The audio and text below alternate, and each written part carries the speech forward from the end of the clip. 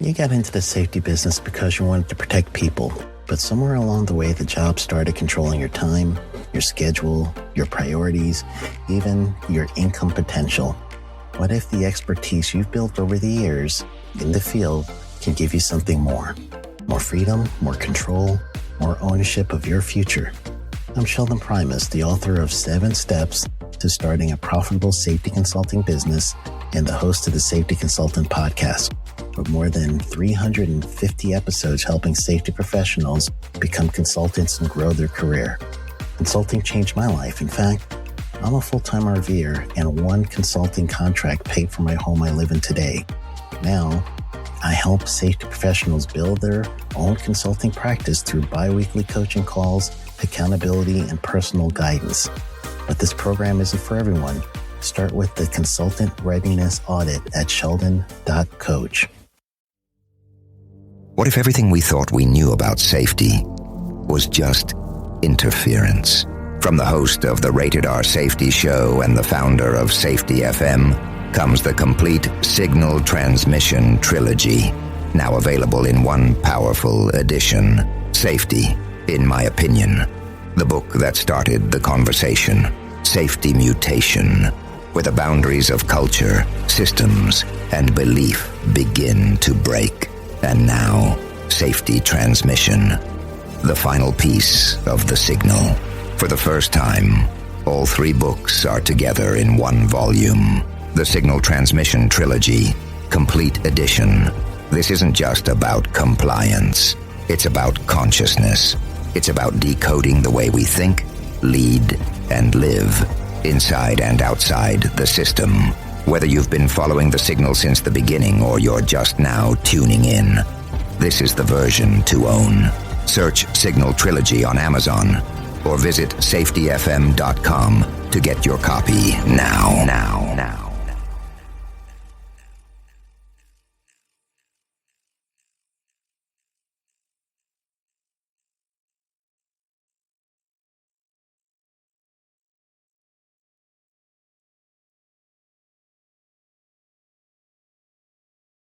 Good afternoon or evening, wherever you are. This is Safety Wars for Thursday, December 18, 2025. Anyway, how are you liking the new? Maybe I should add some music to this. How do you like the new format here, where we start out talking about what we're going to talk about, then we go into our standard intro, and then going into it? That's probably going to be what we do from now on, because I'm liking it, because it keeps me on point.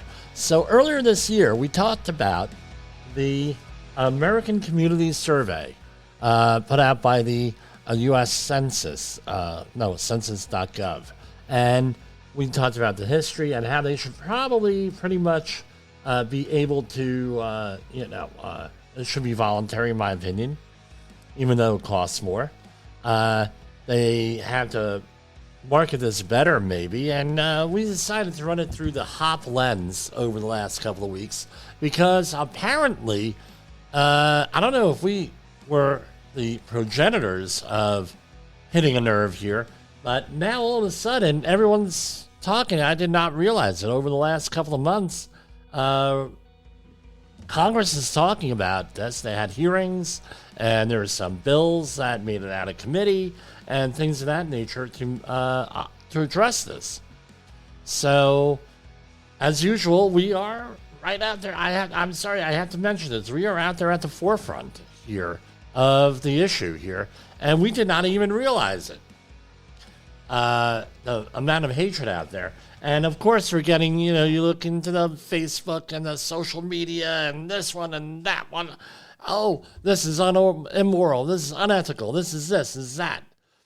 And we're going to put it through, Todd Conklin and I were talking a couple years back at the Conklin Conference in Orlando, Florida, one of the after conference things, where we were talking about how this applies to everything. HOP, Human Organizational Performance Lens, could apply, and this is one of them.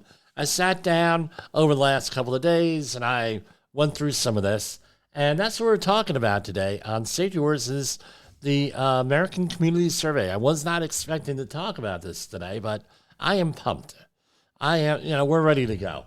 And what my whole thing was, and I mentioned this a couple of times, was we have to ask questions. Why are we doing this? Why are we doing this? So when the new administration came in, they came with Elon Musk and Doge, and we're going to do this. We're going to look at government. They cut some ways got restored. They got this. All right, great. But that was like an automatic, that's like giving somebody a hammer as a tool and then saying, well, go fix the problem. Then all of a sudden everything becomes a nail sort of thing. So what we're going to do is it has to be a little bit more thoughtful, a little bit more analytical.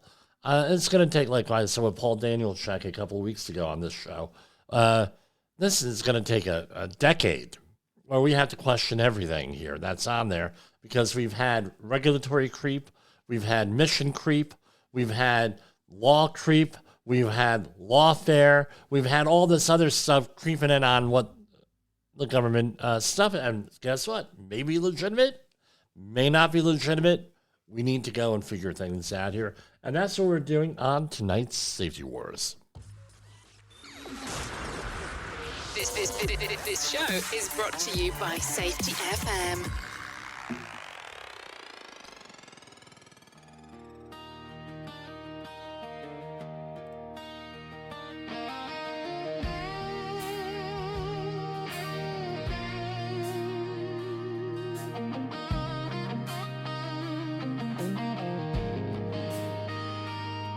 Every day on the job there's a moment.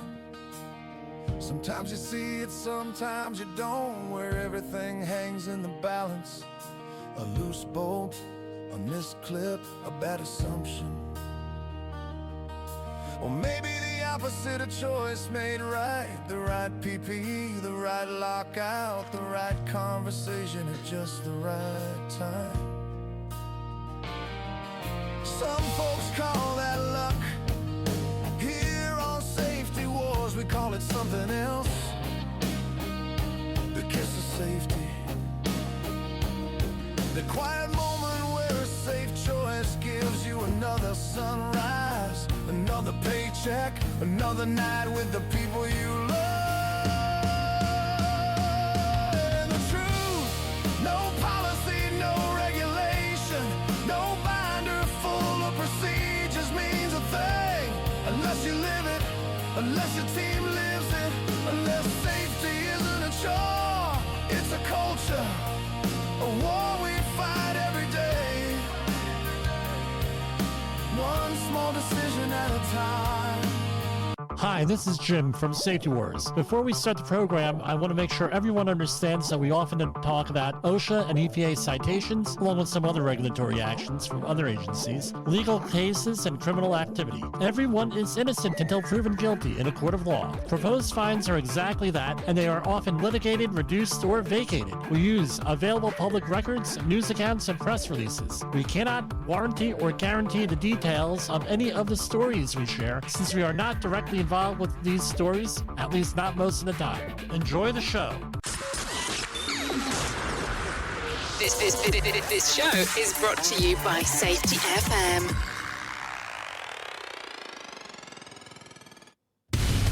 Okay, here we go.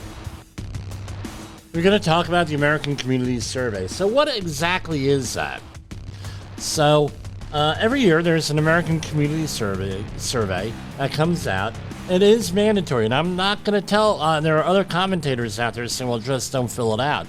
It's a mandatory survey. If you receive it, you got to fill it out, obey the law. That's always going to be my suggestion here. However, how do we do that? How do we change things? We have conversations, and then hopefully the conversations make their way up to someone in power. Someone takes the bull by the horns, and then all of a sudden it becomes a situation, which is apparently what happened here with people, maybe some of the listeners of this show. We already know that during the Department of Labor hearings for the appointments and the new officials, that people obviously got information from this show, because I'm the only one that's been talking about it for years. So maybe this happened, maybe it didn't, maybe I'm piggybacking onto some, I don't know. So here we go. what is the American Community Survey? So there used to be a survey up until about 2006 called the decennial. Well, we're not talking about the every 10 years census. They use that data to apportion congressional representatives. What are we talking about? We're talking about all the other data that they collect. The census collects loads and loads and loads of data. And their primary tool for collecting this data is the American Community Survey. And I mean, the BLS does the same, Bureau of Statistics. They're generating all different kinds of stuff. Now, allegedly, this stuff is all supposed to be confidential for 72 years, then they release it. They have all different safeguards. It's a felony to actually release any of this data, identifying data or anything. They're supposed to be scrubbed and everything else. Now, I'm going to tell you, based on what we've learned so far in the last 5 years, 6 years, some would say 25 years, that's not necessarily true. Not necessarily true. They can put the data back. They're going to release it after 72 years. Well, guess what? Someone's retaining that data. That's just the way it is with that. And do they? So here's question number one. Do they actually, if you don't fill this out, what do they do? According to what I've read online and what I've read in the law, they could actually fine you and a lot of money, up to $5,000. Also, if you lie on it, you're lying on a government document. That's another problem that you have. That's illegal. And they hound you to get the survey filled out. I know 1 year I did, there was another survey for businesses that you have to fill out. And I did not do it in a timely manner. We're talking like 15 years ago. And guess what? They hunted me down. They found me, we filled it out. I said, look, I don't have time for this. I don't have the numbers you're looking for. I have to hire someone to get the numbers here. Well, Mr. Posel, blah, blah. Okay, I'll give you estimates. I'm just letting you know they're not accurate. Right up front, they're not exact numbers. They're able to get through that. And the person was actually very nice on the phone, very professional. So what is this allegedly used for? And again, this is an abstraction. The results of these surveys, and there's different ones every. You can go and look them up. I got this one is from 2025, I believe, on here. Yeah, 2025. They ask different things every year, and they're to describe what's going on in the country, the demographics, origins, education, housing types, all this other stuff, and then mix it. They say, well, makes it available for all the powers that be to make good decisions as far as I'll say it, my words, redistribution of wealth, and also going out there and for public works projects, maybe we need to have legislation with this, maybe we need to do this, we need to have infrastructure program. And all, this is what it's supposed to be used for. And if you think that I believe that, got another thing coming here. That we are data mined here, and we're data mined all over from our internet searches, from and now it's internal in organizations where they're able to. We have the cloud-based platforms in health and safety, where they're actually able to, where we have to input data into this platform. There are several out there. I can name about a dozen. If you gave me about 10 minutes, I can find about a dozen of them that are out there. And then we're able to run it through an AI platform to get a company that is named after a river. They've been doing this for years here. And what ends up happening is they say, well, what kind of trends do we have in safety? Who do we got to do that?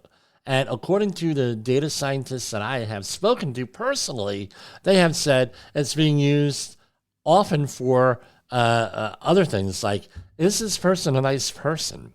Is this person a racist? And can we find racist terms in his paperwork or racist ideas? Can we find this person where they're not really management people, they're not a team player? Is this person actually doing their job when all this other stuff is being used? I know that. That's what the data scientists are telling me. So here is the American Community Survey. This is supposed to be used in a positive way. Okay, great. If you trust them, fine. Trust them. Go for it. With the data, I don't. I'm sorry. I don't. I'm not. It's an abstraction. But we're going to talk about that through the HOP lens on how maybe we can better handle this and everything else here. So this is a question here. It's roughly 20 pages, but you can add more depending, and you'll see where, right, with this. Please print your name and the telephone number of the person who is filling out this form. Right now, how many people, including yourself, live or stay at this address? You put down the number of people. Fill out pages 2 to 7 for everyone, including yourself. Who is living or staying at this address? Then complete the... Oh, I'm sorry. I got to do share screen. Here, let me do this again, right? So your name, your phone number, how many people are living there. Fill out pages 2 to 7 for everyone, including yourself, who is living or staying at this address. Now, please, person 1, that's the person making out the form, please print today's date. And by the way, when they send this to you, they have a name on there in my experience, all right, with that. So, So I don't know if your name isn't on it, you don't have to do it, or you don't have to do this or whatever. I would double check again. It's a mandatory survey. Don't want anybody going out there getting in trouble with the law. We are for abiding by the law and not breaking the law. What is person number 1's name again? First name, middle initial. How is this person related to number 1? 1. What is person number 1's sex? I believe this has been a change from previous years. It shows male and female, which is consistent with all of the policies under the new administration. What is person number 1's age, and what is person number 1's date of birth? For babies less than 1 year old, I don't know how a baby could be less than 1 year old. I'm filling this out, but okay. Print the numbers, age in years, month, day, and year of birth. Please answer both questions number 5 about Hispanic origin or question 6 about race. Now, this is where it becomes ridiculous in my situation. Is it how you identify, or is it what the scientific data shows? All right? Because I tell you what, we had the 23andMe done, all right? And we always thought I am Jimmy Posel, right? And my brothers are 50% German, because my father, his family most recently comes from Germany, and my mother is from Łomża, Poland. All right. Now, we both found out when I did the 23andMe and got the DNA profile, it turns out that I'm not so German after all. I'm 75% Polish, right? And both sides of the family come from the same region of Poland, and also British, Irish, Scottish, all from the British Isles, and nominally Northern German. Way it is. So what am I? Am I Polish? Right? Am I this or that? Now, there are other people. You speak to a Latino person, someone who identifies as Latino. Their family most recently came from Central or South America. And guess what? They're not only members of the indigenous population, however that's described. They're also a little bit of French, a little bit of African from the African slave trade, a little bit of maybe British, because they're British colonies, and there's a whole big mixture here. So what does this mean? Identify as Latino or Hispanic, or does this mean what is this? Does it really matter? How about human being? They identify as a human being. That would be great. Now, what is the person's one's race?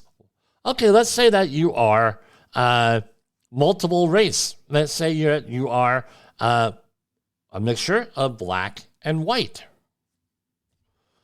I know people who are very dark-skinned. They do not identify necessarily as African American. They identify as something other than African American.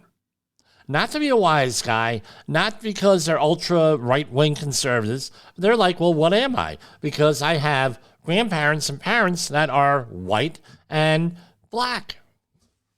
What am I? Okay, great.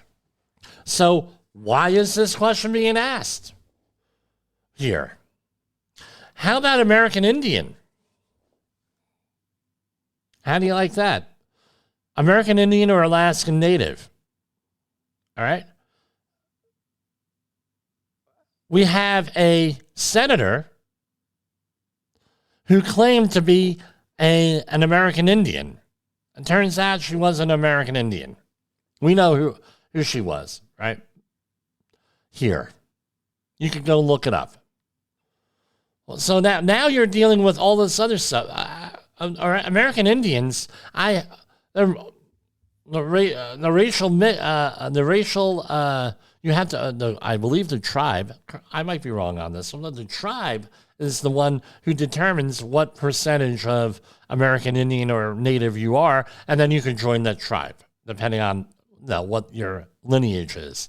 And different tribes have different standards, right? And which they're entitled to, right? Let them run their own show there. So now this all becomes all discombobulated here, right? And how about when we talk about Chinese, Filipino, Asian Indian, all these other stuff? Okay, guess what? It's pointless at that point. Now, person two, right? The only thing here is how is that related to person number one, right? And person number three is the same deal. Person number 4 is the same deal, and it goes down 5. And in case you have over 5 here, then you go into, and the statistics really aren't going to track that, but you can probably add additional pages here if necessary. Now, here we go, another one. Please answer the following questions about the house, apartment, or mobile home at the address on the mailing label. Which best describes this building? A mobile home, a one-family house detached from the other house, a one-family house attached to one or more houses, a building with 2 apartments, a building with 3 or 4 apartments, a building with 5 to 9, and going on and on and on. And is it a boat, RV, or van? Where are you living? How are you living? I mean, what? Towns don't have records on this? Really? We're going to be asking everybody? Well, it's easier that way. Oh, great. Easier and cheaper that way. With that. Really? Oh, okay. So we're going to inconvenience people because it's cheaper that way. You can't check with the town? Really? Can't go to the town and say, look, you have tax rolls. As a condition of federal funding or state funding, you got to collect this data. And you can go to your tax rolls and we can do that. Oh, okay. Unless they don't trust the towns, unless they don't trust the tax rolls or anything else on there, right? Let me go back here, right? So, right, go back with the racial thing, you can look at that, and I'm worked up here, right? How many acres is this house or mobile home on? In the past 12 months, what were the actual sales of all agricultural products on this property? Again, they can get this from the IRS. Because someone is going to ask me about financial data. What am I going to do? I'm going to go to my accountant or my person that keeps my books on this. On how do we fill this out? What do we do? Right? So you're getting the same information. How many separate rooms are in this house? Apartment or mobile home? Let's say that the police had to serve a warrant. And they were going to plan out how to get into a house. And they had to for safety. And guess what? You don't think that this is going to become available to them? Really? Really? How about insurance companies? You don't think that they're going to get this information, what this is, for the on the community level? Or it might be the individual level eventually. So let's say keep your name off it. Guess what? It's confidential. Right? Again, apt for abuse and misuse. Does this house, apartment, or mobile home have hot and cold running water, a bathtub or shower, a sink with a faucet, a stove or range, or a refrigerator? Okay, I could see in New York them coming in here and saying and starting to say, like they recently did, oh, we're going to ban gas appliances, and then they're rescinding that now. I mean, come on. Is this house, apartment, or mobile home connected to the public sewer? Why are we asking this? Again, this is a local issue, not a national issue. Can you or any member of this household both make and receive phone calls from this house, apartment, or mobile home? Really? They already asked you for your cell phone. Really? So it's a redundant question. At this house, apartment, or mobile home, do you or any member of this household own or use any of the following computers? With that, all right? Really? Why is that their business? I thought this was about infrastructure and all this other crap. Really? Haven't we let the market dictate what kind of internet connection we've had? This is state level, not a national level thing, at best. At this house, apartment, or mobile home, do you or any member of this household have access to the internet?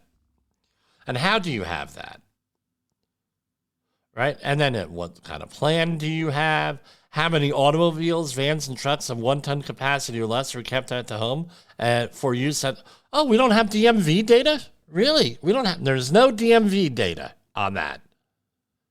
Well, obviously, they don't trust the DMV data. Right? If they're going here. Really? I tell you what, when things go south here, and they're looking like they're going to go south here because people are running out of money here, these governments are running out of money, and the economy, you don't think they're going to go and access this? Really? To get more money out of you somehow? Really?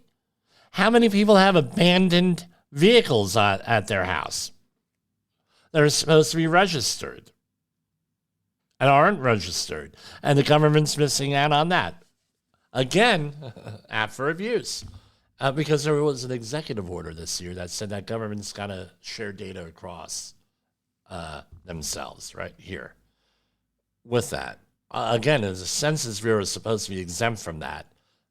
I don't know. I'm sure there's a way around it if they want the data. Do you or any member of this household own or lease an electric vehicle? What, they don't have vehicle registrations to determine this? Really? Which fuel is most used for heating this house? With this, what's this? What are we going to do? We're going to be talking about our carbon credits here. Are we going to be talking about indoor air quality? So, no, what's the issue here? Does this house, apartment, or mobile home use solar panels? Right? Last month, what was the cost of electricity for this house, apartment, or mobile home? Oh, what? You can't get the electric companies, utilities to tell you that information? Really? Accurately? Really? Give me a break, people. Give me a break. All right. In the past 12 months. Okay. Sorry about that, folks. Boom. All right. Last month, where were we? Cost of your gas. Okay, well, that's not going to be there, for that, especially if you go and, get portable, right? Okay, so I get that. In the past 12 months, what was the cost of oil, coal, kerosene, wood, etc. for this house or apartment? Right? For this house or apartment or mobile home. Right? With that. Again, too much. I'll explain it to you. Energy prices are too much. They needed a survey for that. In the past 12 months, did you or any member of this household receive benefits from the food stamp or SNAP? They don't know? They don't know? I thought we had statistics on that. I thought that we had government managing this already. Are they giving money to people who don't deserve it? In New York, the 39% or so that are not old or not disabled and are not children? Right? right? With that, right? They don't have that data? Oh, give me a break. In this house, apartment or mobile home, part of a homeowners association or a condominium, again, they have that information already. They have all that information because those are corporate entities on there. Is the house, apartment, or mobile home owned by you or someone in this house? Blah, blah, blah, with a more, again, they have this data. They have all this data already. About how much do you think the house and lot, an apartment, or mobile home are, if home would be if it were for sale? There's no such thing as Zillow and Realtor.com on that? Because I tell you, and how much are people going to overvalue the home? We have one president who was accused and convicted of overvaluing a home after he told the lenders they have to do their own assessment because this is my assessment and may or may not be valid. Why don't we get a judge to do that like in that case, right? What is the annual payment for fire hazard and or flood insurance on this property? Again, they have this data through the insurance companies. Are they comparing the data sets? I don't know. Nobody knows. This is all an abstraction. Nobody knows where this data goes. Yeah, they report it, but how are they using it? Well, it's great to report it and to collect. Well, how's it being used? Is it being used in an ethical way? Because one commentator I found said, well, this is all about, and I believe it was an official government person from the census. Well, this is for our posterity. This is for our future. This gives us accurate numbers for our future, for our posterity. People can't pay the freaking bills now. People are in economic turmoil now with the inflation from the leftover from the last 5 years, from COVID, residual COVID. Everybody's up to their ass in bills. They're going to go out there and we're going to be worried about what happens 70 years from now for posterity? Really? Really? What are the total annual costs for personal property taxes, site rent? Okay, they know what the property taxes are. It's called every town in America has those records. So now you reduced, and they're accurate records for that. Someone could lie on this. I question the data. Now, here you go. Here's another one. And, this is not apt for any type of abuse here and lying here. Right? No. Please copy name of person 1 from page 2. Right? And now we're on page 12 of this whole thing now, right?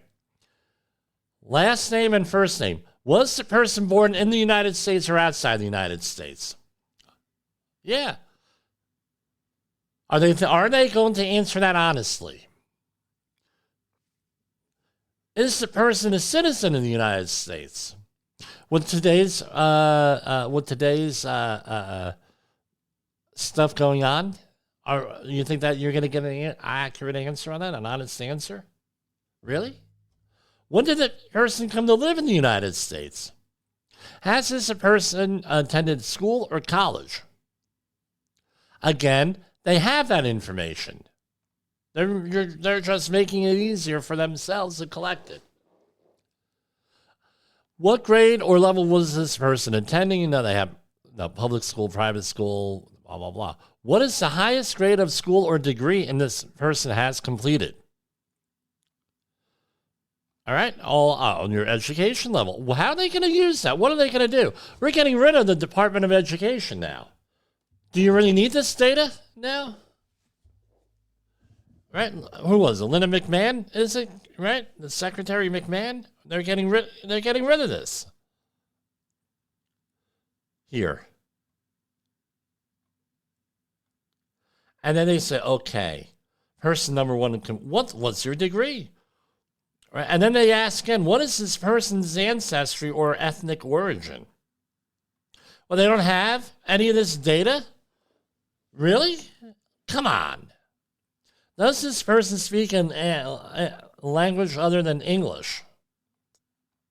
What is that language? How well does this person not speak English?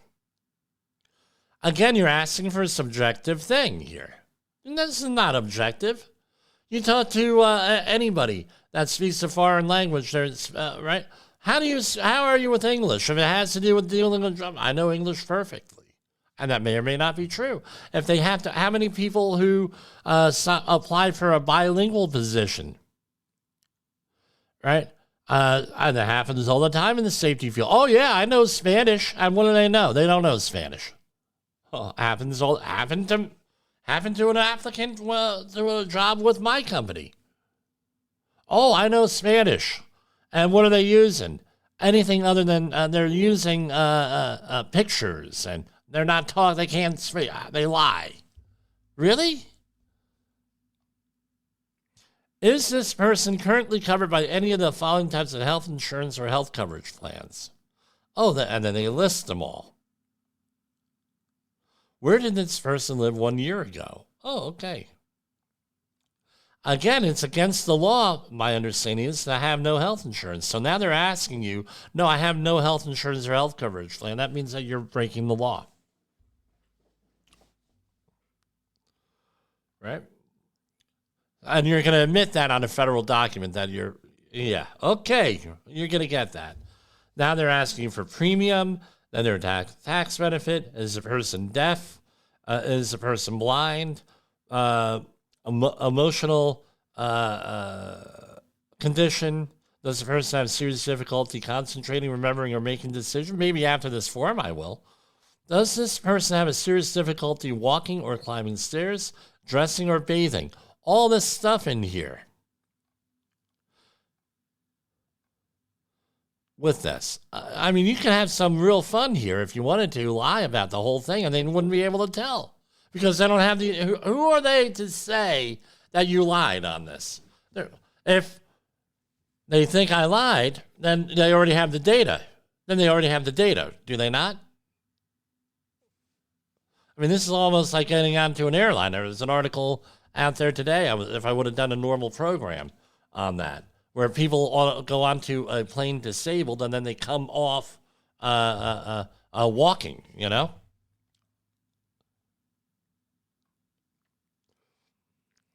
Has the person given the birth to any children? Has the person, right? Given, again, if you're a male and you check the mail, why are they asking these questions? Does this person ask question number 25? Does this person have any of his or her own grandchildren? Is the grandparent living there? How long has the grandparent been responsible for going on and on and on? Has this person ever served on active duty in the U.S. Armed Forces? When did this person serve a branch? Okay, how many people are doing stolen honor on here, right? On this. Does this person have a VA service-connected disability rating? Yes or no? What is it? Last week, did this person work for pay or at a job? Again, they have this data. They have it. The BLS collects this data. And now, right? Where did they work? What's the address and everything? I thought this was all confidential here. Again, the IRS has all this data.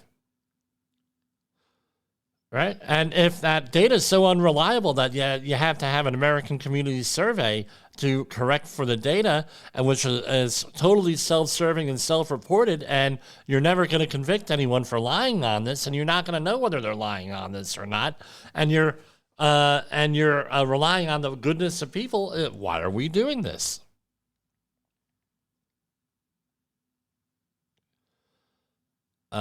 And then, was this person temporarily absent from a job? Has this person been informed that he or she will be recalled to work within 6 months? Blah, blah, blah, blah, blah. No unemployment issue. Again, they have this data. They have all of this data. During the last 4 weeks, has the person been actively looking for work? Again, they have that data.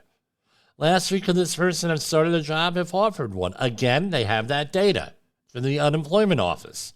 When this person last worked for pay, even for a few days, when did this? Again, they have that data through the unemployment office. During the past 12 months, did this person work every day? Again, they may not have that data, but they can surmise it from the data that they already have.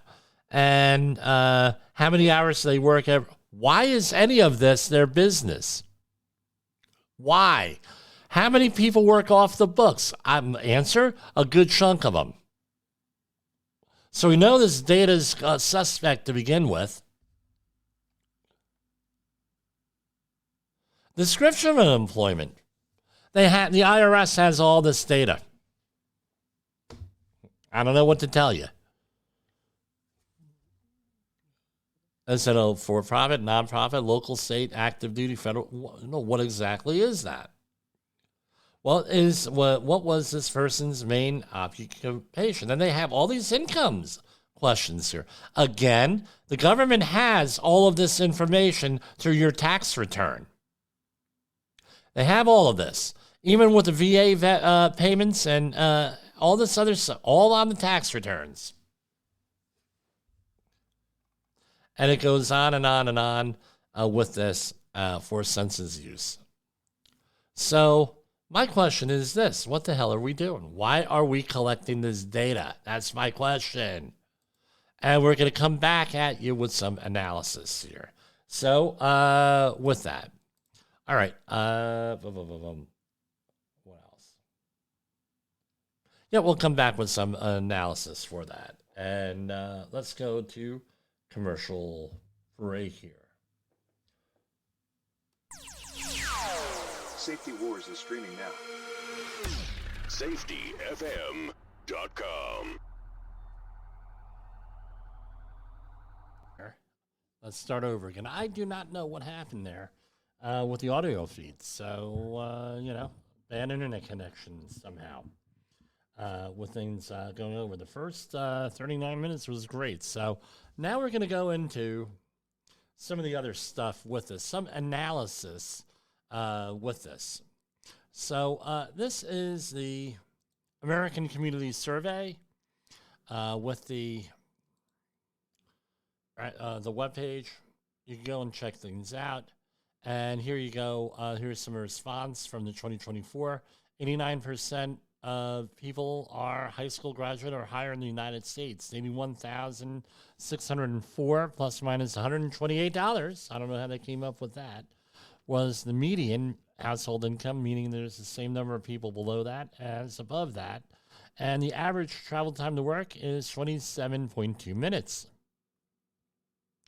Average family size in the United States, and I guess is good for a demographic discussion, is 3.11 with that. So here, again, the data release here from that, right? So you can go that. And I think that most of these stuff is out of the way for 2025. They're working on 2026 here. Now,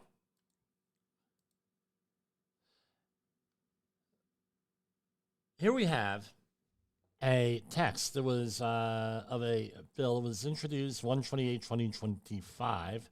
That was in the first couple of days in the new administration in the new Congress. What is it? I think in the 119th Congress here.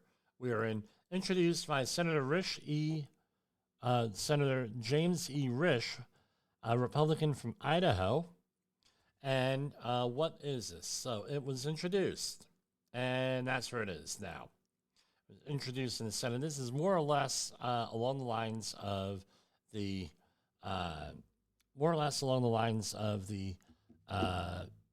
getting rid of the OSHA, the No OSHA Act, introduced by the congressman from Arizona, if memory serves me right, who's running for governor.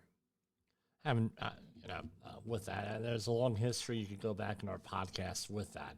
So some of the co-sponsors here: Senator Hyde-Smith, Cindy Hyde-Smith, Senator Lumens, Cynthia M. Lumens, a lot of Cindy's or Cynthia's here, and Steve Daines, also a senator, and Mike Crapo, also a Republican from Idaho, with that. And it was referred to committee, and let's see what the text is. Again, we're into fact here. We're into fact. Now, what's going on here? So,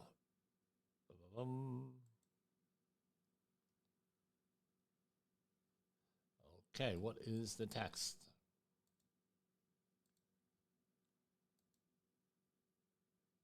The text, introduced in the Senate. Short-term, the act may be cited, the Freedom from Government Surveys Act. So, a voluntary nature of American Communities Survey, just what we talked about. No penalty for failure to respond. Voluntary nature and clarification of voluntary nature. And in general in advance, by adding clarification of voluntary nature of American Community Survey Secretary shall include on the American Community Survey or any successor survey a statement that the participation is voluntary. So this is really nice and short. So they want to make it voluntary. Now I am going to do what I normally don't do, which is share the screenshot of a article here from Science. Right? And normally I'd stick to government things here, but tonight we're making an exception, and I'm using this under the fair use because I'm commenting on it, and this is a very important story here from science.org. Just for complete attribution, it's Jeffrey Mervis. Representative Greg Stubble of Florida appears to understand why local businesses, school officials, and social service agencies and others might want statistics about housing, health, and unemployment in this area. His official website helpfully includes a link to demographic data from the annual ACS conducted by the U.S. Census Bureau. But in July, Stubble introduced legislation that would undermine the accuracy of that data. No, it wouldn't necessarily undermine the accuracy. It would just make things a little bit harder to collect and cost more money with that. Demographers say it's part of a broader assault by congressional Republicans on the nation's premier statistical agency. Stubbs' bill, the Freedom from Government Surveys Act, right? So this is, we just read you the Senate one. This is the House one, will remove potential criminal penalties for not answering the 7-page survey. Again, we just proved that was a 22-page survey. Again, issue.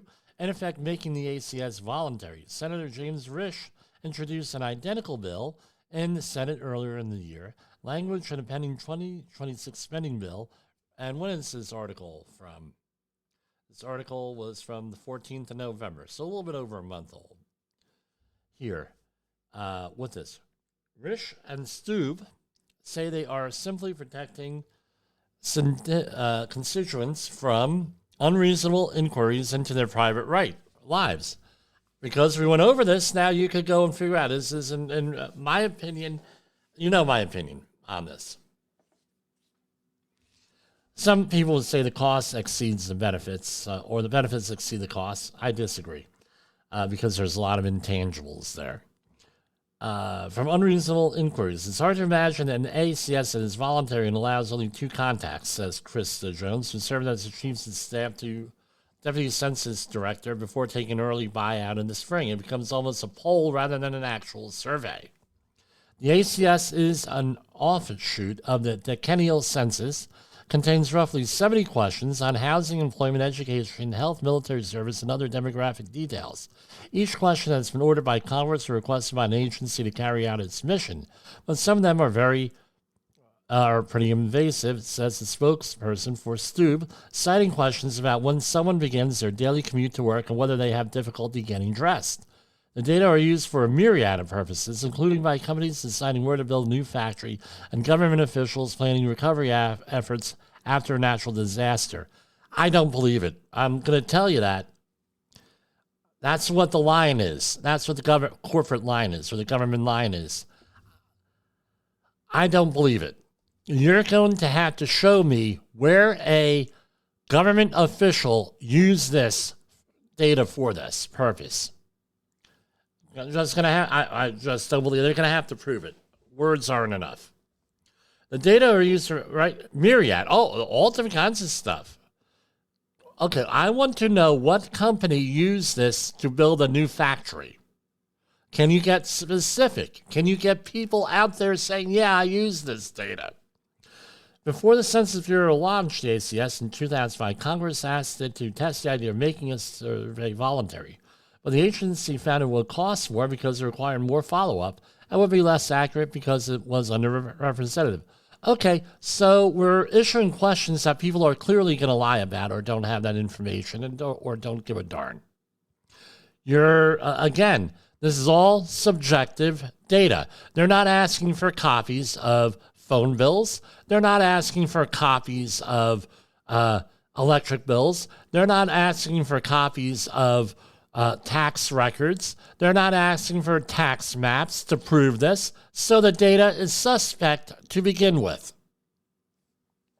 A subsequent analysis of the results show voluntary survey will yield unacceptable data affecting nearly two-thirds of the U.S. population, some 208 million people. In contrast, a mandatory ACS yielded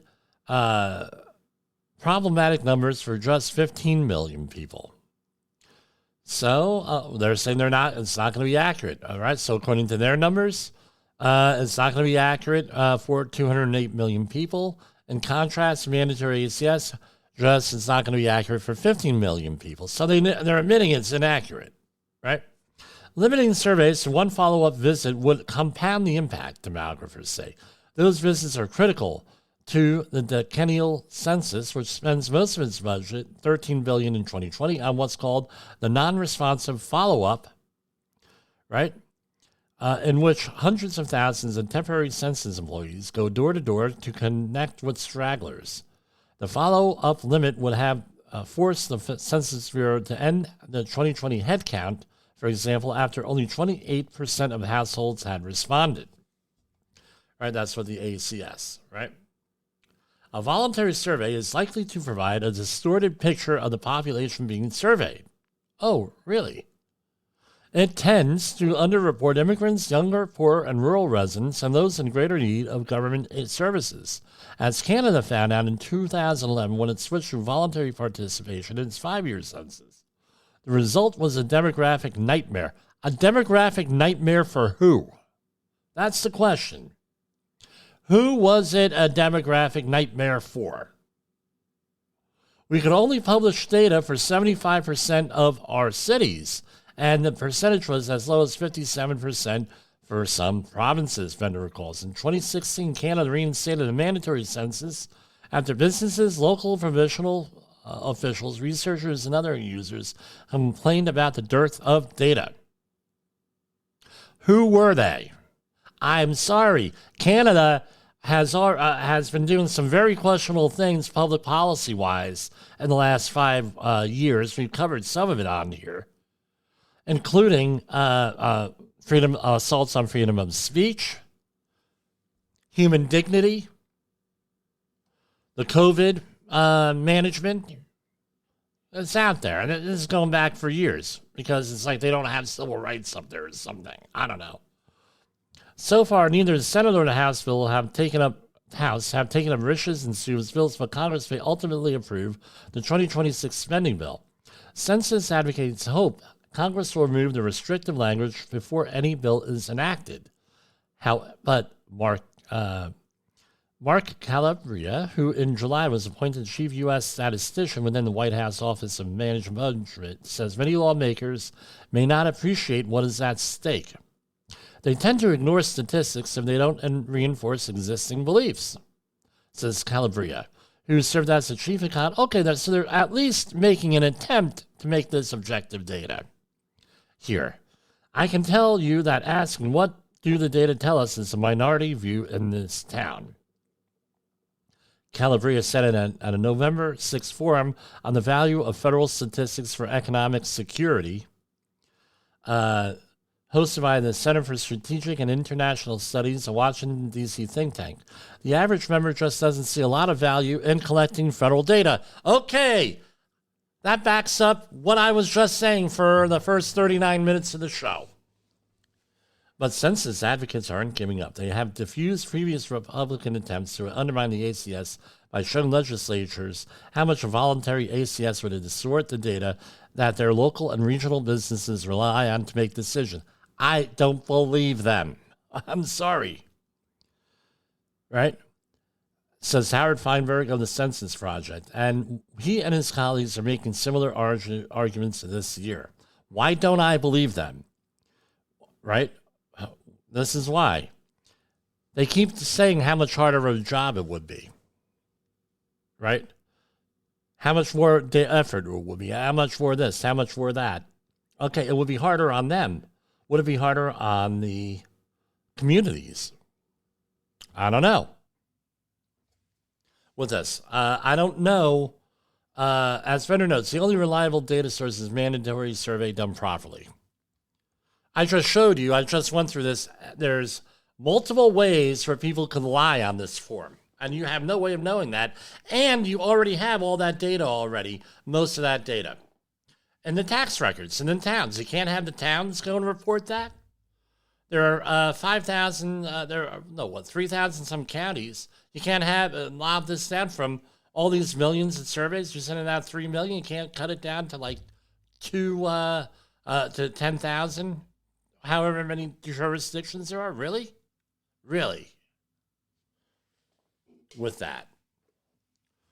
The racial breakdown. We already proved that. It's ridiculous. For the advent of 23andMe and similar sites researching DNA, does that really make a difference anymore? I don't know. So now the question is this. Human and organizational performance. How do we look at this through the lens of human and organizational performance? Here, so I have 2 documents here. And I've spent some time researching and everything else and thinking about.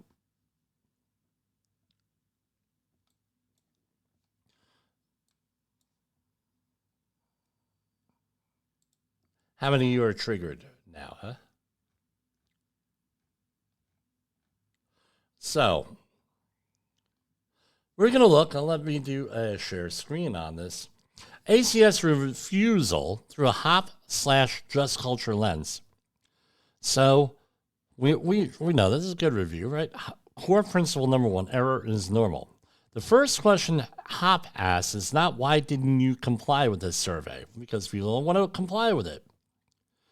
The question should be, what made refusal a reasonable action for this person at this time? Not because they're evil, right? That's their thing. From a HOP standpoint, again, this is Jimmy's opinion here. ACS refusal is not deviant behavior by default. It may be a locally rational decision driven by privacy concerns, cognitive overload, mistrust of institutions, survey fatigue. Again, we're being data mined all the time. Online, offline, data mining. And it's been going that way for an awful long time.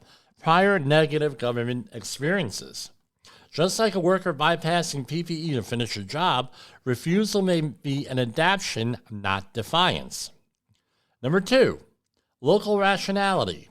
HOP asks, did the decision make sense to the person given what they saw, knew, and believed? In other words, what was the context? For many refusers, the questions feel intrusive. The benefit feels abstract. Feels abstract for me. I think they're, right? The risk of data misuse feels personal, and the penalty feels improbable. According to all records, no one's been convicted of this kind of stuff since 1970. So, it's completely rational. So, in HOP terms, right, we'll boil it down. The system created conditions for non-participation became the most sensible option. So let's look at this from just culture. Just using a just culture decision tree, ACS refusal generally falls into A, at-risk behavior. The risk is not fully appreciated, a risk of not doing that. Belief that the refusal has no meaningful downstream impact, and normalization of avoidance, aka everyone ignores it. And I'll add this, not everybody gets a survey. It's something like 1 in 450 people. Right? What's the thing? It's not reckless behavior. Reckless behavior will require conscious disregard of a substantial and unjustifiable risk to others. Right? So there's no perceived harm, do not intend damage, and do not see a causal linkage between not doing this and the negative effects. So let's talk about blame fixes nothing. Blame constrains learning. The threat letters finds their legal language, and I'll say this, demeaning and marginalizing people. All that you're doing is increasing the mistrust. You're hardening the resistance to this. You're driving the avoidance underground, and you do not increase engagement quality. How many people receive these surveys and say, I think that this survey is a load of... How many people do that? Right? So this is identical to an OSHA citation culture backfiring on reporting rates. In other words, you're incentivizing people to come up with things that may or may not be true. So human organization performance. That's the question. Instead of why don't people comply, why does the system require coercion to function? That is a problem. If the benefits were so clear, and maybe this would be something for them to argue for. What are the benefits of this? With this, right? Some other contributors to this.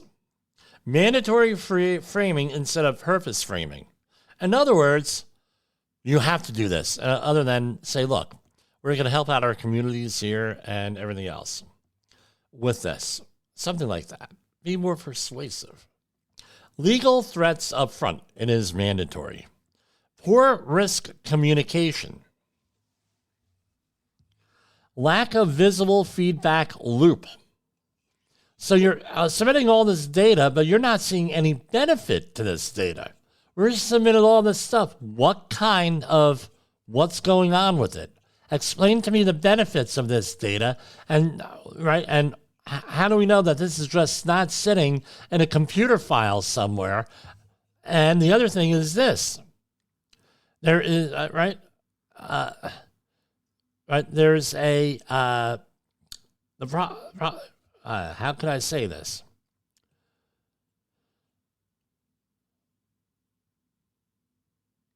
We have companies, if they're relying on this data to do stuff, all right, and do good stuff according to build factories, do that, invest in your city, blah, blah, blah. That data could be used for negative purposes also. Oh, yeah. I'm not even going to go into them because with my luck, someone will pick them up and do it, right? There's no graceful opt-out or tiered participation. There's no incentive. Maybe if they said, you know what, we're going to give you a break of 5% on your income tax. We're going to throw a couple of bucks into that tax return. Maybe you would get greater participation. Because as of right now, everybody else is making money off of your data here. Oh, yeah. You have to contend with the intangibles. Or maybe that tangible is going to be a 10, 15, 20, 25-year payoff. While businesses and other people, right? While businesses or other people are going to see an immediate payoff. It's really good for them. Guess what? The government does this. This means that a company doesn't have to do as much research. Oh, so are you really benefiting, or is the big guy benefiting there? Big business. How are they benefiting? You got to show what it is. What changed and how was your community made better because of the data? And so far, any of the information may be out there. Any of the information out there is, not there. No graceful opt-out or tiered participation, all right? This is a design problem, not a moral failure of the citizens. Use the data more effectively. Show actual tangible benefits of this stuff. Make things tangible. Make things real. because of this data, we did X, Y, and Z. They even have a form on the, they can't even tell you what they did, how it helps. So they have a form for you to tell them how it helps. Which means that they don't even have the data, and that could be all made up. So the benefits are just as reliable as the information that they're collecting here. They're saying lying on this is illegal and immoral, and then we ask them, well, why is this beneficial? And then we get, well, go on our website and fill out how it's beneficial to you. Really? Really? That's loony. That's loony. I'm living in an alternate reality here. So, drift into noncompliance. Classic hop drift, right? Initial resistance yields quiet non-response, also known as malicious compliance, perhaps, to normalize avoidance. Rare enforcement reinforces a drift. Enforcement, if this is mandatory, people aren't answering it. Well, why aren't you going out after these people? It's mandatory because you know that this whole thing's going to go right out the window. That's why, which reinforces that you know that this is morally wrong for doing that, at least a little bit morally wrong. Enforcement spikes feel arbitrary and unjust, right? So what do we call it? Lockout shortcuts, right? Permit for safety-related permit drift, PPE non-use. So let's give a shout-out to Fred Sutton here. Learning teams, what could HOP do instead? A HOP-aligned ACS system would explain why each question exists. Show real-world examples by zip code. Right? Allow graduated participation, all different engagement at different levels. Offer privacy risk explanations, not legal threats. Treat refusal as a signal, not a violation. In other words, engage citizens the way we engage workers. Right? So I didn't share that, right? Learning team, what do you have to do? A hop align, right? Explain why each question exists, show real-world impacts, allow graduated participation, engage at different levels, offer privacy risk explanations, not legal threats, treat refusal as a signal, not a violation. In other words, engage citizens when we want honest, like everybody else, we want honest reporting. Is refusal ethically defensible? Yes, under our HOP lens, yes. It's a rational response to poor system design. The person lacks credible assurance of safety or purpose. The system has not earned trust. Human and organizational performance does not demand blind compliance. Right? But on the other hand, people want to do the right thing when the system lets them do the right thing. And there's not an incentive to do the wrong thing. Right? So, what can we do? What can we do? How can we change this? Make things better. Maybe you don't have make some questions mandatory and not mandatory. Maybe document those concerns and publish them. Maybe answer requests for clarification. Advocate for a system redesign. And that with that, you'll get to a benefit here with that. And now, right? So we're not dealing with a moral failure. And we're dealing with a predictable adaptation, a signal of trust and design breakdown, a learning opportunity for the system currently treats as misconduct, right? And shame on you, right? I'm sure I'm going to get a lot of shame on yous with this, right? So let's go to this. So here's our summary here, right? I have multiple things. Right, I wrote a TikTok script here. Right, so here we go. And then we're going to sum this up.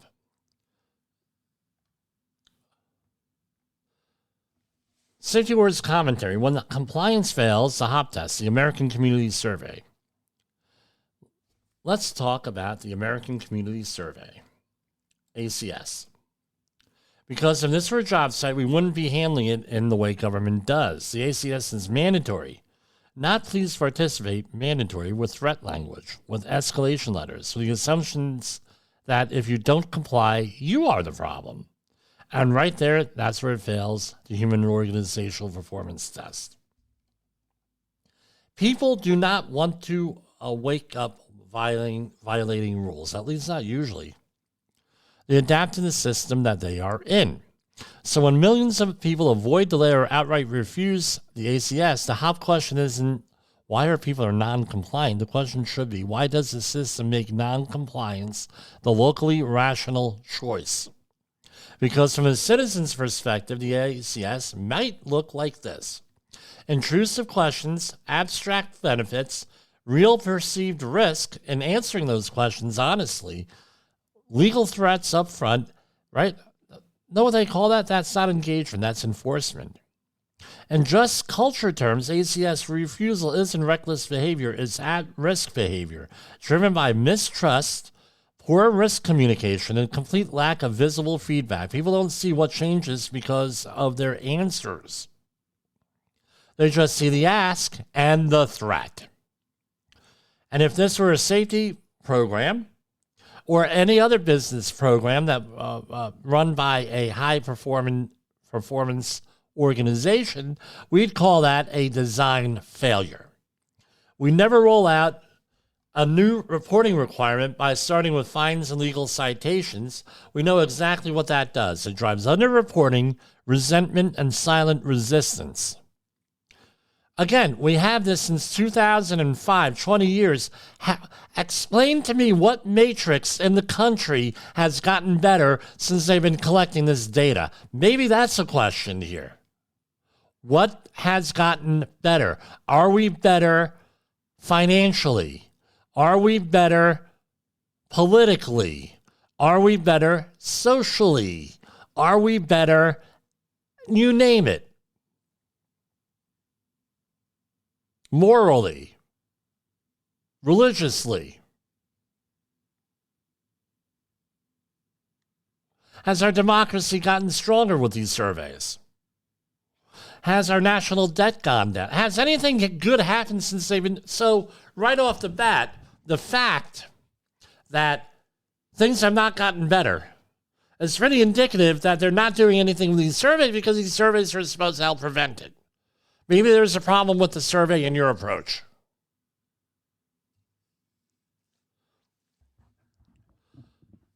So now, instead of we're running it like some low underperforming safety related culture that we talk about all the time here, right? Now we're seeing it again on a national scale. HOP also tells us something else. Local rationality matters. If someone believes their data can be misused now or in the future, refusal makes sense to them. That doesn't make them antisocial. It doesn't make them evil. It makes them human beings. History has shown us that data collected for benign purposes can be weaponized later. Right? Trust, once broken, doesn't come back because of a statute. We have a whole TV series that just went off the air after, I think, 6 years. And it's being, there's a spinoff called The Handmaid's Tale, where the data was weaponized. How about your pro-choicers out there? Right? After the decision in 2022, which put all the abortion debate back to the states. Weren't certain states going around and using data collected from all different sources and you weaponizing it? In your opinion, weaponizing it. Why aren't you against this? With this data being collected and being weaponized. If you're a Handmaid's Tale believer or follower, whatever you want to do, a viewer, you're a fan of the show, you like the show, why aren't you going out there and saying, hey, On that show, they weaponized the census data and everything, and weaponized this, weaponized that. And here they are collecting more data. Can that be weaponized? Maybe we should do away with it. How's that? Because we all know that there are communities in this country. Oh, yeah, I can name them, but I'm not going to do it on the air. That vote a certain way, that are cultish, and it doesn't matter what political party it is. The political parties don't say anything. They vote Democrat. They can do whatever they want. They vote Republican. They can do whatever they want, especially on the local level. Right? With that. So why are you again, right? We have all different types of things here where data is being misused, data mined by companies and everything else. With this. We had what some have called a medical apartheid with the COVID shots here. Why aren't those people screaming about this? Huh? I don't believe that there was medical apartheid. I'm saying people believe that. Right? With all that stuff.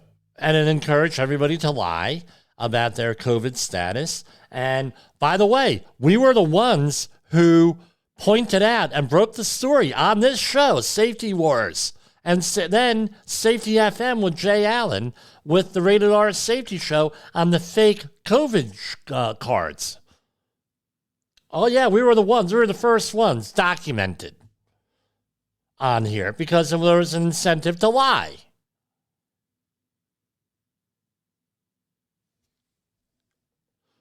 Jim, you went off on a tangent. I mean, what? We're, right? You people are a bunch of hypocrites, some of you. Not questioning this stuff.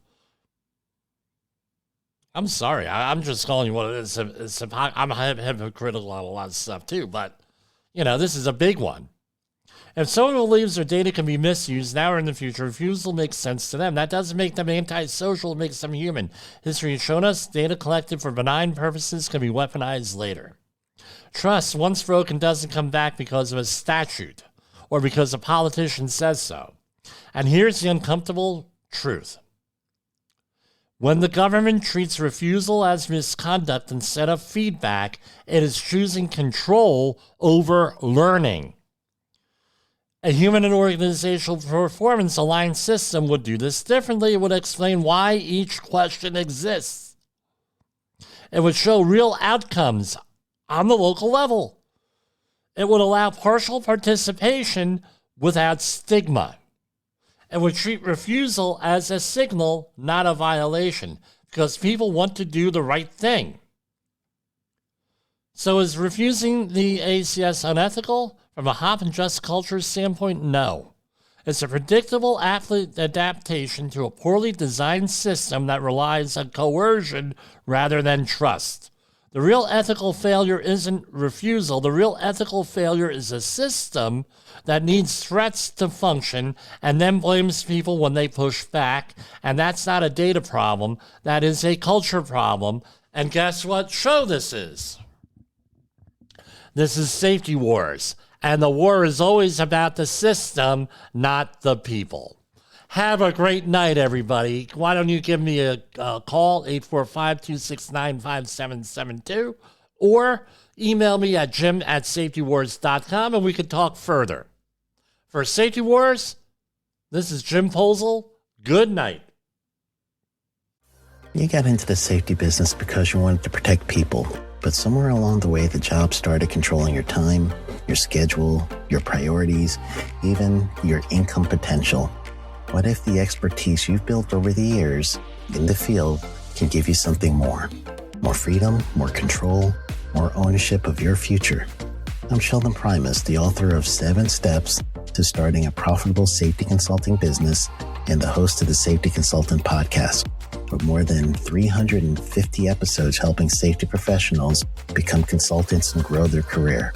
Consulting changed my life. In fact, I'm a full-time RVer, and one consulting contract paid for my home I live in today. Now, I help safety professionals build their own consulting practice through bi-weekly coaching calls accountability, and personal guidance. But this program isn't for everyone. Start with the Consultant Readiness Audit at sheldon.coach. What if everything we thought we knew about safety was just interference? From the host of the Rated R Safety Show and the founder of Safety FM comes the complete Signal Transmission Trilogy, now available in one powerful edition. Safety, in my opinion, the book that started the conversation. Safety Mutation, where the boundaries of culture, systems, and belief begin to break. And now, Safety Transmission, the final piece of the signal. For the first time, all three books are together in one volume. The Signal Transmission Trilogy, Complete Edition. This isn't just about compliance. It's about consciousness. It's about decoding the way we think, lead, and live, inside and outside the system. Whether you've been following the signal since the beginning or you're just now tuning in, this is the version to own. Search Signal Trilogy on Amazon or visit safetyfm.com to get your copy now.